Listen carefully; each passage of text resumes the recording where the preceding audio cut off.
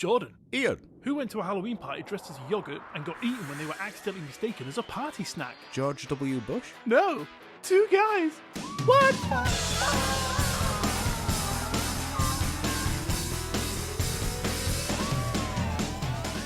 Hello and welcome to episode 15 of Two Guys What's Up? Episode 15, part 1. Oh. What's this you're saying, part 1? Well, we'll get into that a little bit later. My name is Ian, and today I am joining Jordan, because we are here in his delightful living room, which you might have seen on Instagram because we posted a photo. Jordan, how are you? How are you today? Tell me. Now, Tell you. Come on, go on then. Okay. Give me a chance. Give me a chance. I'm really good, as you'll see from the picture that you've put up on Instagram. Yeah, you look like you're a little bit confused. It's just my normal face. Okay, right. So you're in good spirits then. I am drinking good spirits. We are drinking good spirits. We are having some delicious cocktails tonight. What's this one called? That one is Sex on the Beach. No, Jordan. That's what I said I want to do later. Just gets us in the mood.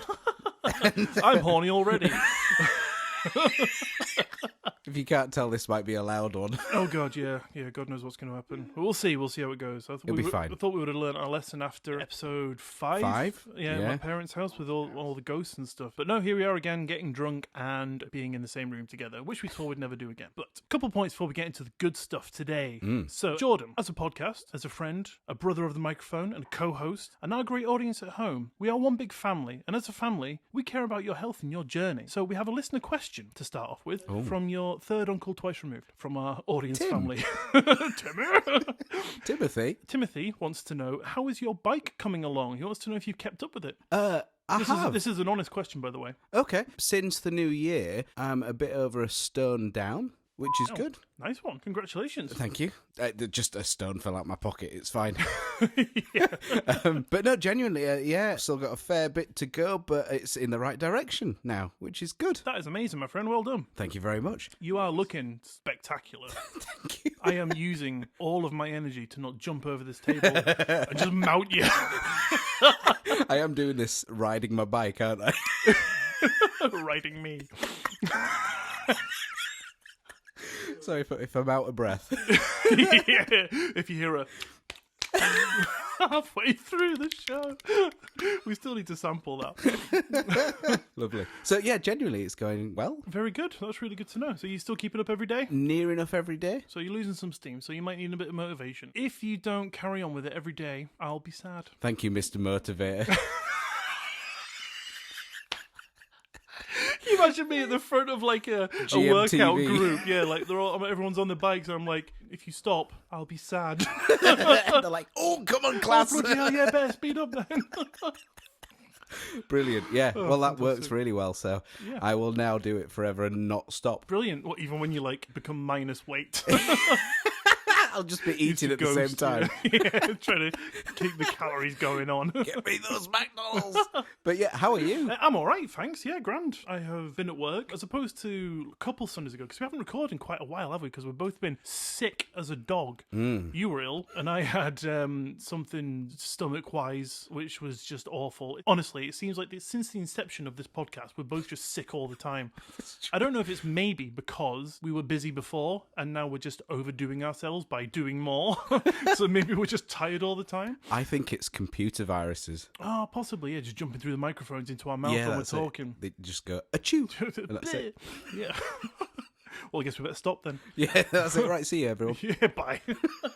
Speaking of points at the top, so point number 2, you all at home, you might have noticed that if you have been on our website, then the fantastic news that you're probably now all struggling to remember what the hell I'm on about did not come to fruition. We mentioned at the end of episode 13 that we were going to have some photos taken, but if you've been on the website, then you probably thought that we either lied, we're lazy and haven't updated the website, or you just thought that the pics suck. But, to put it simply, we didn't actually get them done because, as I said, we have both been sick. So the pictures have been postponed again. So if you've been on the website, do not fret. Our beautiful pictures will be up soon. Absolutely. We did announce it on episode 13, and they do say that is unlucky for some. It was for us. Very true, yes. It will happen at some point. Yeah, well, hopefully. We'll see what happens. Yeah. I mean, the website's there. It doesn't matter, does it?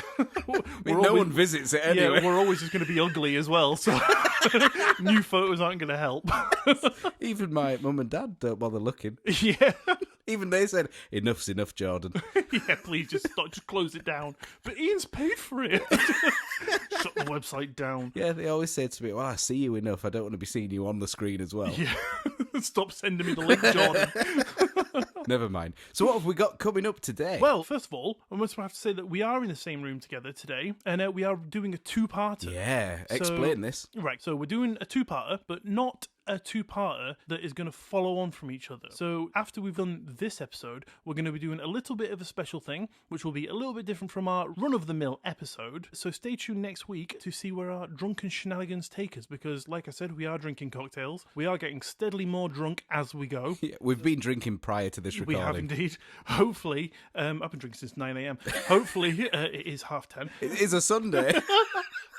Yeah, the day ends in day. So yeah, hopefully we'll be able to get through this episode, which will be a normal episode. Our next episode, which will be coming out next Monday, will be something super special, a bit funky, a bit strange, still f***ing hilarious, obviously. Of course, it's a given. But enough about the future. We are all about living in the present. So Jordan, what are you going to be going into today? So today, it's nothing particularly paranormal or creepy. Get out. Sorry. But I think it's hilarious. Okay. So without going into too much detail, it's about the amazing troll man. Okay, well that sounds paranormal. It does, but yeah. Basically, it's a guy who camouflages himself online as being customer service support. Brilliant. And kind of takes the piss with customers. Fantastic. I cannot wait to hear that. It is good. I think you'll enjoy it. I'm pretty sure I will. And what have you got for us? Well, today I am going to be giving you some fun facts and some speculations given on some of Scotland's local spooky creatures. Oh, okay. And I would just like to preface this by saying that I did this research and made my notes when I was incredibly sick, right? So I have added to them recently, but I don't know if you've ever tried researching spooky Scottish creatures when your insides feel like falling out. But I tell you, it ain't fun. So with that, let's begin, shall we? The first creature I'm going to be talking to you about is the Loch Ness Monster. I've heard of that. You've heard of that one? I have. Fantastic news. I think Moving on then. Yeah. Fun fact, they sometimes call it Nessie. They do. They do sometimes call it Nessie. Did you have more research than that? No. Okay, that's what you were shitting. Yeah, you bastard. You've been reading my notes again, ain't you? So, many of us know the Loch Ness Monster as a spooky dinosaur thing that swims about the murky depths of the giant body of water. But a lot of people don't know about the history and the sightings that go far back. For example, reports do go as far back as ancient times. There is a rock near Loch Ness that was carved by the Scottish natives, known as the Pict, that shows a carving of a beast with flippers resembling our pal Nessie. The first time the Loch Ness Monster was written about was as far back as the 7th century, where it states that in the year 565 AD, a swimmer was happily having a wee paddle, and he was bitten by the water-dwelling git. It's fine. It's fine. He's not around to hear us laughing. Right, yeah, just checking over my shoulder. As it was preparing to take another bite from another bystander, St. Columba got well mad at the beast and was like, "Oi, quit biting people, you shit! F*** off back to the water and stay there!" and apparently it did. That's great. So, if this was from the 7th century, that's a long time ago. Hell yeah. Does this imply that this Nessie is the same beast from that time? I guess we can only speculate. I mean, it must either be the same one or there must be a family. But you never see multiple, do you? Well, how do you know? If you see one and it dips underwater and you see another one, is it the same or is it another one? Yeah, no, but is the family unlikely to be, like, up and down in the water? Well, like bobbing about, Yeah. having a wee, like, play day. Like, you'd see multiple heads, wouldn't you? You would see the bodies not in a line. Maybe that's how they swim. Like elephants walk in a line, they grab onto the tails. Maybe. You have to take examples from nature, Jordan, when you're doing cryptozoological research. Okay? What do you have to do? What? Sorry? Cryptozoological. Crimstopological. Right, moving on. In 1933, the Loch Ness Monster must have taken out a personal in the local paper or something because the beast's popularity began to grow with a lot more people reporting sightings. A newly finished road next to the loch offered a previously unseen view of the water, and that year a couple said that they were driving along and they saw a creature that resembled a dragon or a prehistoric monster, more commonly known as a dinosaur.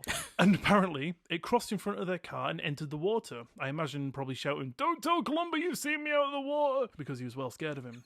But there is a side to the Loch Ness Monster that I will bet that you probably never heard of before, Jordan, and that is to do with Aleister Crowley. Who is this man? Some guy. All right, yeah. A bit of a doofus. No, Aleister Crowley has a long, creepy history entwined in all sorts of paranormal. I think he's probably worth a bit of a case study at some point. Okay. So I won't go into him a lot today, but I'll tell you the theory with him surrounding Loch Ness Monster. Okay. Aleister Crowley owned a house just located off the shore of the loch from 1899 to 1913. He bought the residence because he thought that it was a perfect place of solitude to try and do a ritual that he was well after getting done. The ritual he was wanting to do required 6 months of preparation and included celibacy and abstinence from alcohol, which is cool, but it also included the summoning of the 12 kings and dukes of hell. Not so cool. His ultimate goal was to bind them and remove their negative influences over him. Crowley never finished the ritual due to a number of reasons, but the little bugger, he didn't close the ritual properly, so he didn't get rid of any of the demons that he had already summoned, which is one of the reasons that people believe the Loch Ness Monster even exists at all. Rookie error. I know, Jeb, right? Anyway, they believe that he opened the portal of some sort where entities can come and go, and he thought that Nessie is just one that came through, liked the food, and decided to stay. Nice. The property was called the Boleskine House, and my wife and I actually visited there. Oh, really? Did you see Nessie? Yep. We had tea with him. We had an afternoon brunch, consisted of fish and innocent bystander. Do you think that Nessie is male or female? I think the implication with the name, and I don't want to get into too much politics with this, but I think when the name was given, it was that Nessie was thought to be female. But no one's ever really seen more than their head, so I don't think anyone's get right under, between the legs and had a look at the junk. What a shame. Apart from me. They call me the Nessie Gobbler. The Nessie Goblin. But yeah, so when we went there, it was really annoying. From where we were staying, we could pretty much see the house. Right. It was like a mile away from us across the loch. And my brother's going to kill me for my enunciation of the word loch, because he thinks I should say loch. Oh, is that how it's pronounced? Well, it's loch, isn't it? Loch Ness. Right. But yeah, he's going to kill me because it's just easier to say because I'm going to be saying it a lot. It was a mile away from me and I could pretty much throw my wife at it if I wanted to. But in order to get there, you had to take like a 15-mile drive up and around to get to it. Oh, of course. Yeah, so it was really annoying. But yeah, we visited. It was really cool. It's really strange to sort of be there. And just opposite the house, there was like a massive graveyard where there was like a really creepy fire apparently at some point, and it killed like a load of people in the house. And there's like paranormal thoughts and theories around that fire and stuff. And there's a lot of history. There was a guitarist, I think it was a guitarist of Led Zeppelin, Right. bought that house. They bought it to write an album in, and there's like a lot of paranormal aspects to do with that album and like sort of satanic iconology and stuff like that. Oh. Yeah, super creepy. As in something that they did knowingly, do you mean? Yeah. Well, I guess so, because it was like the whole heavy metal rock scene. They were like, "Whoa, creepy house, dude!" Blah blah blah. Oh. So yeah, they bought the Satan, house. Satan, brrr. Well, that's one of their new songs. Yeah. Called Satan 58. The Satan Overture. Okay, so on to our next creature. This creature is called a Kelpie. I've not heard of a Kelpie. You never heard of a Kelpie? Nope. Thanks for answering that. I was just going to ask you. Thank you. I'm psychic. More psychic than that woman. Yeah. Another creature that is said to haunt waterways in the form of streams and rivers is the Kelpie. They are shape-changing spirits, and the name derives from the Gaelic words that I can't pronounce, so I won't try. Please do. Try. I haven't got them written down because I thought I ain't fucking trying that. It's like, no, I can't even remember. It's on that. That would have been 30 minutes of attempts. That would have been part 2. That would have been that is part 2. So, Kelpies are said to wander around in the shape of horses and ponies to lure children in. They are dead sweet to the unsuspecting kids. They lure them in, get them to sit on their back for a delightful little pony ride, but once on the back, the children become stuck and the Kelpie then saunters into the water nearby, drowning the child. Oh, God. Wankers. Yeah. So, do they permanently look like these creatures, or do they transform into something else? Let me tell you. Okay. There is more to come. Kelpies are assholes. They can also shapeshift into other things, such as beautiful women, much like sirens, and appear all beautiful and naked to lure young men over to them, where they will then drag them into the water and also kill them. Excellent. It's my favourite kind of women. Mine too. They can also appear as hairy creepers laying low in the waterway, waiting for people to walk by, and they will just jump out and grab them and pull them back in, and you know the rest. Kelpies have powers too, though. They can control the water and flood waters and make them rise to wash people away. Oh. It is said that when their tail hits the water, I'm guessing in horse form, that it is supposed to sound like crashing thunder. So if you're ever walking by some water and you hear thunder, do one, pal. Ah, okay. Do you reckon a Kelpie is really just Nessie? I reckon a Kelpie is just every thunderclap ever. So when we heard it in episode 5? Yep, several Kelpies. I see. Kelpie. Sounds dirty, doesn't it? Give me a kelpie. I've just got images of Keenan and Kel now. X-rated version. Who loves orange soda? You don't wash for a while, it's a Keenan smell. From your kelpie. Ruined children's TV shows. But if you're thinking that kelpies are just gits, know this. It is said that if you ever get hold of a kelpie's bridle, then you have command over it and any of its kind. So you can be like, hey, got your bridle, go fetch me a latte. Kelpie King. Kelpie King. Apparently, the McGregor clan is said to have a kelpie's bridle, and it has said been passed down through the generations. And I'm from Scotland, and all I got was my shitty surname. Thanks, Dad. And 2 eyes in your first name. Two fucking eyes in my name. This'll make him different. This'll help him get friends. This'll be a fucking godsend on any forum he ever has to write. What's your email address, sir? It's Ian, I-A-I-N. But apparently there is a way to encounter a kelpie, as detailed on Reddit. So if you'd like your chance to grab yourself a bridle and command the demon horse, then all you have to do is follow these simple 16 steps, and you will encounter a kelpie. Don't worry, they're not long. 16 steps is long enough. Step 1, you must be alone. Okay. Already, I can't do it. Yes. Step 2, do not be tricked easily. Kelpies cannot touch you unless a certain condition is met. What is that condition? I don't know. Okay. Okay. I thought that might have been step 3 or something. It might come up later. Step 3, and I'm just going to read this verbatim because it's mental. Kelpies don't often stray from their home, so to encounter one, you should be roughly within 500 meters of water. If you encounter one further than this distance from a body, then leave. Contact HGK477, who will arrange the exterminators to kill it. The ones that are able to stray have powers far beyond imagination. Do you want to try that sentence? No, I'll leave it like that. It's hard to read. This is from Reddit. It is when you're about equivalent of 8 cocktails in. Cough.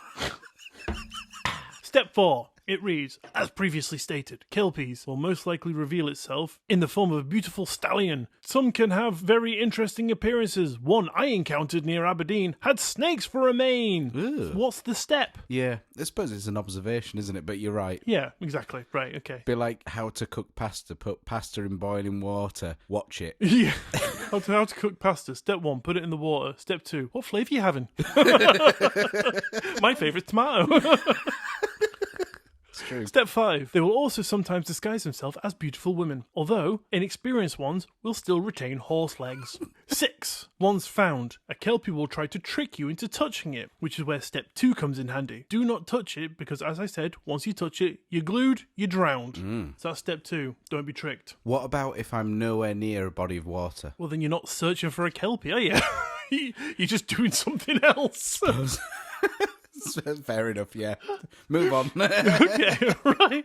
Step 7. The kelpie can move very quickly. Once you have beaten its allure, it will try to make you touch it accidentally, either by putting things in your way to trip you up or getting very close. So I can imagine it's like one of those old sitcoms where one of them will crouch down behind you and it'll be like, oh, whoa, and push you over so you fall over and then it has to touch you. It's like what's it, the 3 Ronnies or something? The 2 Ronnies. Lilo and Stitch. 2 Ronnies featuring Lilo and Stitch. My favourite crossover of all time. And Keenan and Kel with the kelpie. Step 8, halfway through. If it feels uncomfortably close, stay as still as you can, which makes no sense because all the other points are now moot because you can just stay still. I thought you meant to keep your distance so they don't touch you. Exactly. I think one of the later ones is run away. So, Well, they've covered all bases now. They can't go wrong, can they? of course, yeah. Step 9, don't look in its eyes. That will enact a spell to trap you. Oh, okay. Step 10. Kelpies are allergic to wood from a rowan tree, so if you feel trapped, you can smack it with some rowan wood you brought. However, this should only ever be a last resort. Why, I hear you ask? Why? Well, see Rule 11. Okay, please do tell. Rule 11.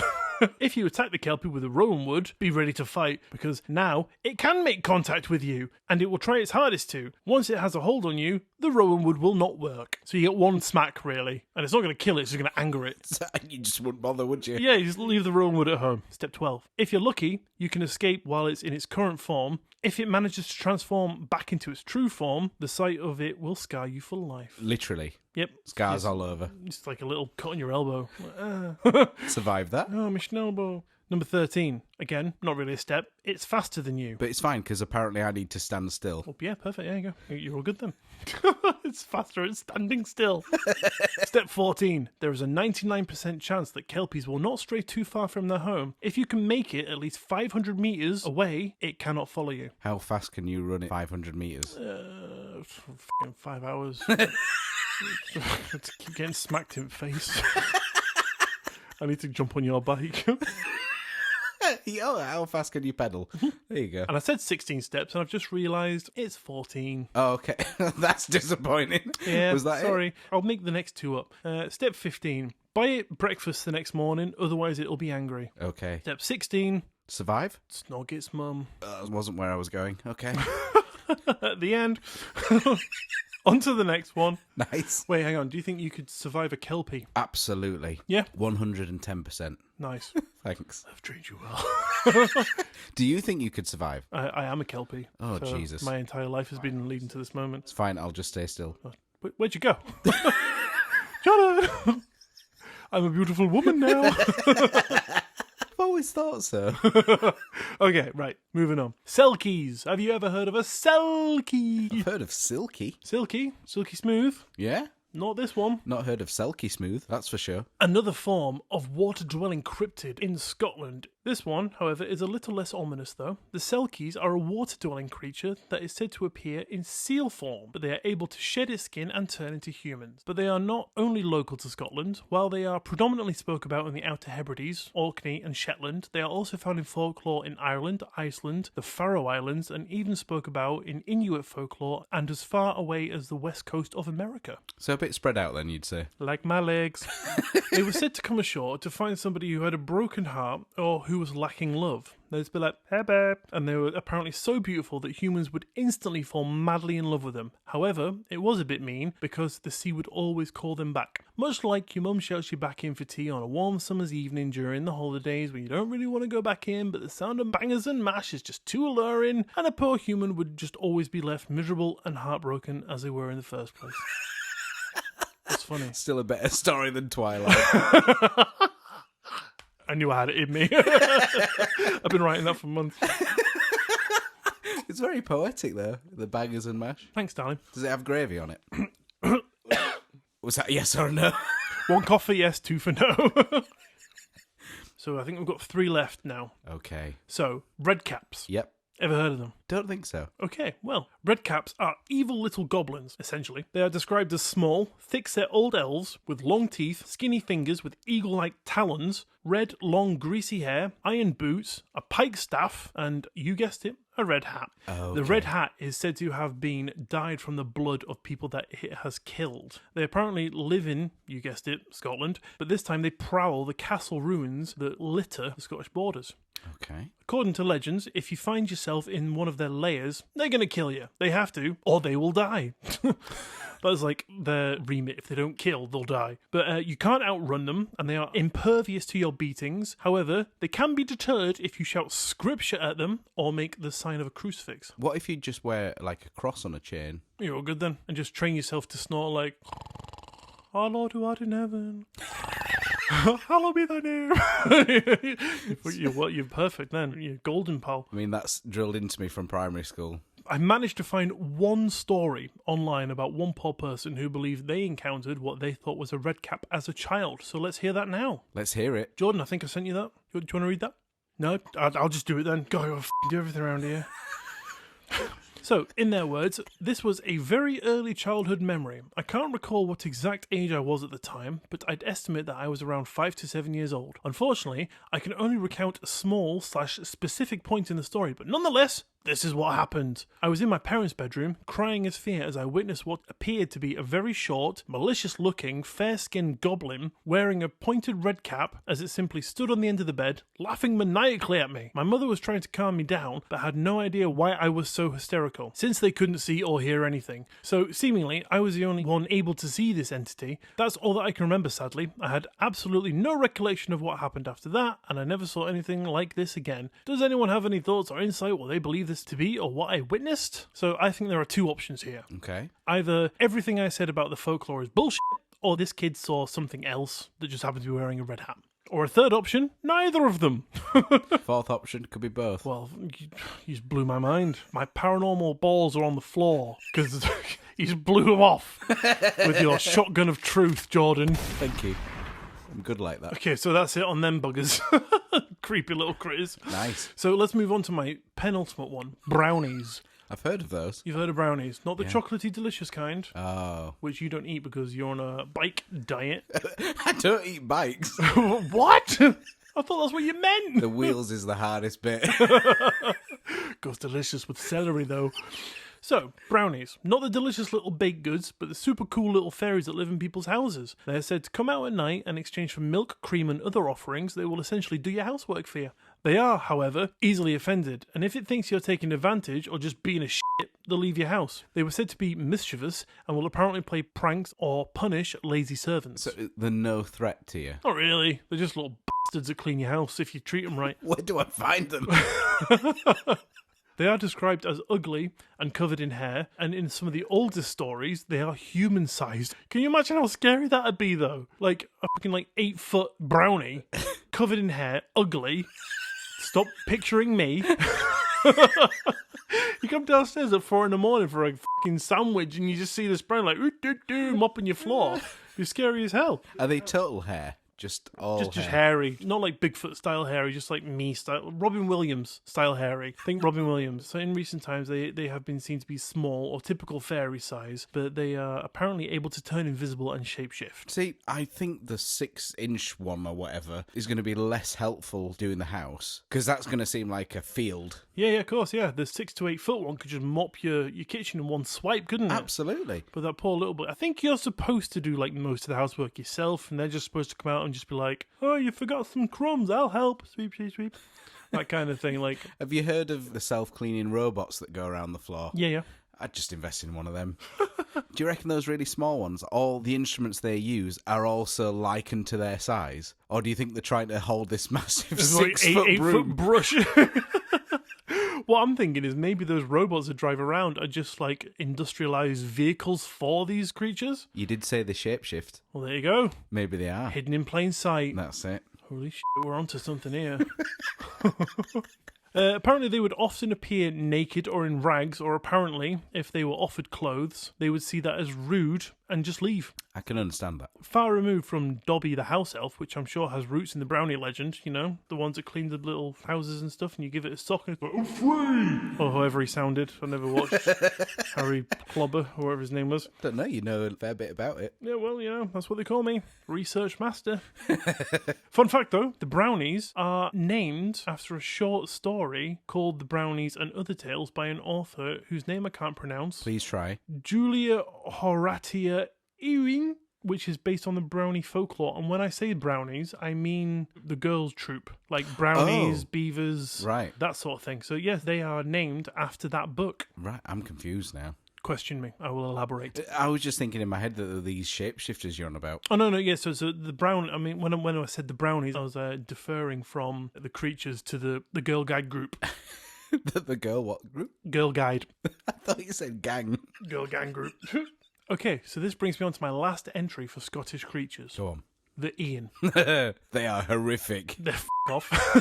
The Ian is a gorgeously handsome, spooky creature that travels from town to town, befriending magicians and coercing them into starting podcasts with him. After only a few episodes, he will absorb the poor magician, taking his powers and assuming his looks, becoming even more powerful and gorgeous before moving on to the next town to find his next magician and victim. So, I don't know what that says about you, Jordan, but, you know, the law says after a few episodes, and here we are on episode 15, so... I completely don't buy it. Bullshit. Why?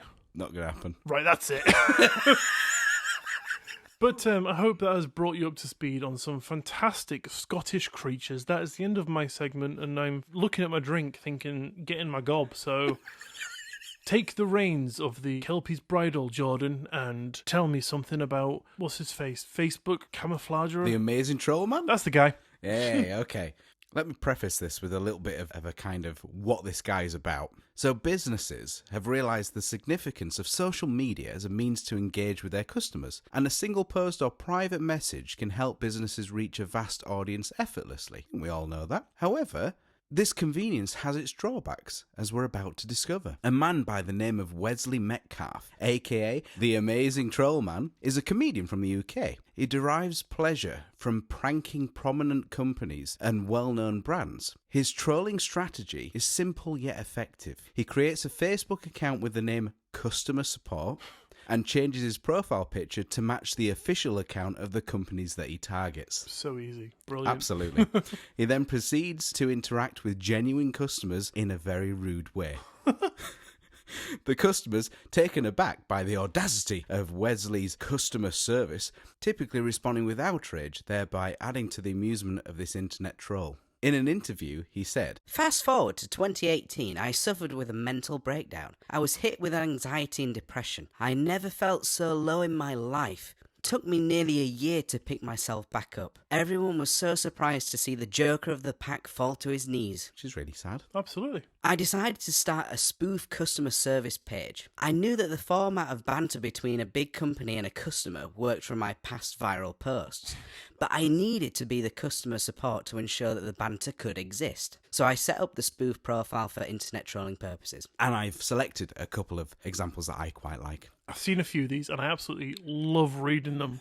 I think he's got a book now. No way. I think he does. And Fessol have a book too. They do, yeah. They've got loads. They've got tours and everything going on to Feshol. Yeah. All because they were mentioned on one podcast. Absolutely. Trollman, here you go. Here's your big He's your break. shout out boy. So this is to Tesco from a customer. There was a terrible smell this morning at the entrance to the big Tesco store near Chesterfield, near the customer service desk and self-service checkout. Not very nice when you're shopping for food. So this guy, customer support, replies, rumour has it, Linda, who works a self-service checkout, gambled on a fart and it didn't fall in her favour. If you know what I mean. We had to lend her some tracksuit bottoms from the lost property and everything. Soz. Soz. That's like the icing on the cake. You know what the woman replies? She says, okay, thanks. All right. She probably just thought, oh, I've put my foot in my mouth here.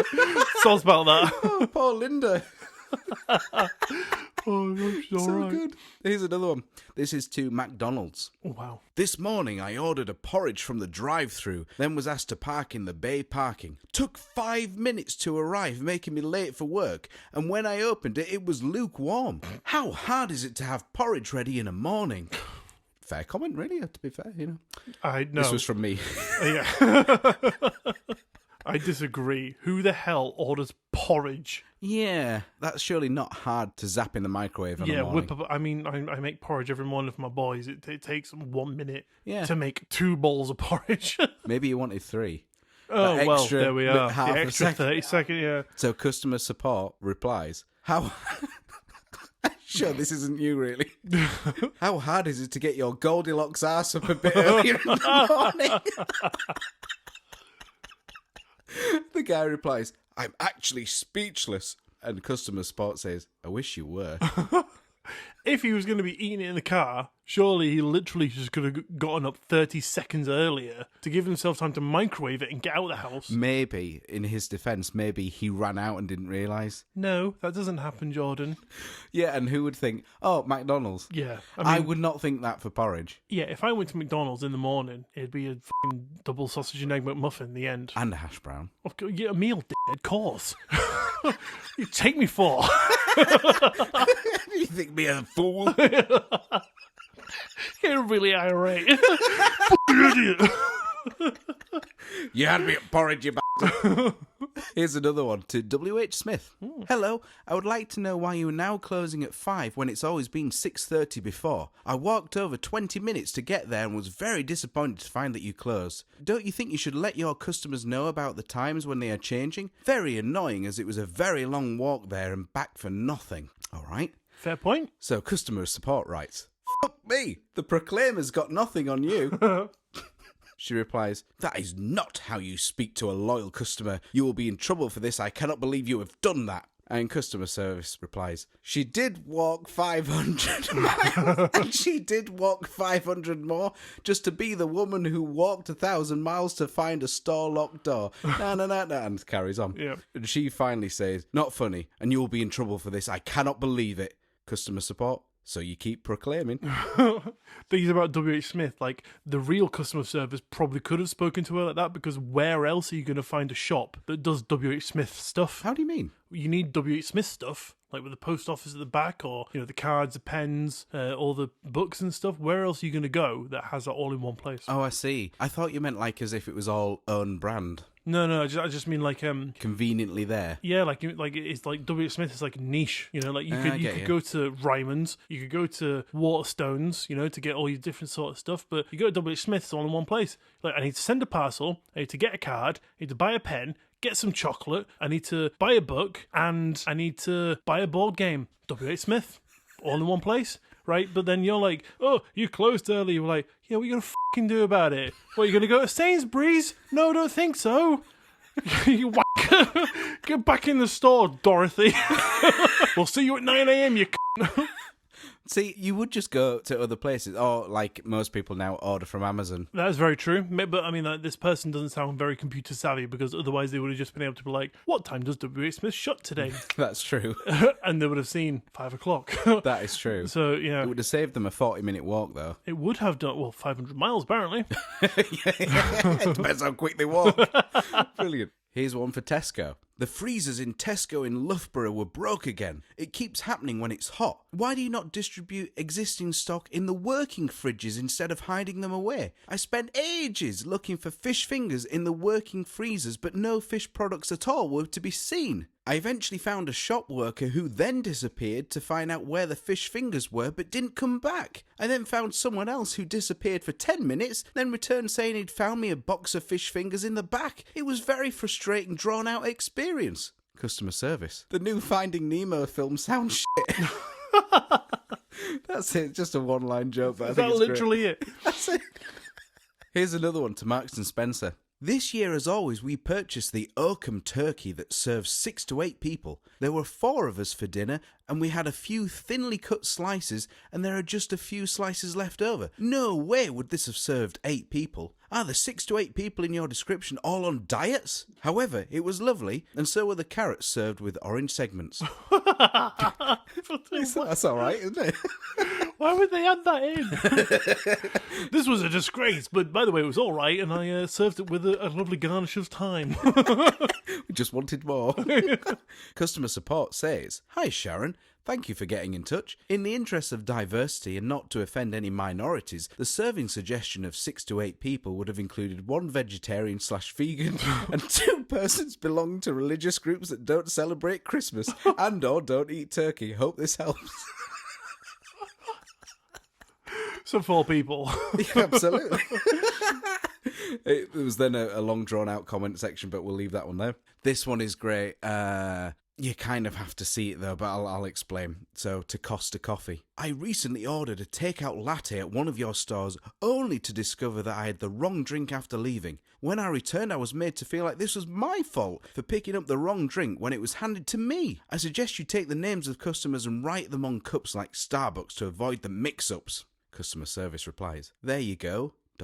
with a picture of a Costa cup with the name Moaning Cunt. Oh my God. I'll show you just so you can see it. Oh, brilliant. Fun. You want to stick that on the Instagram as well? Shall we? Yeah. The little screenshot. One for TGI Fridays UK. Nice. Just like to say a big thank you to Susie, who served us at Nottingham last night. She couldn't do enough for us and was excellent with the kids. She deserves a big pat on the back. The Jack Daniels sauce...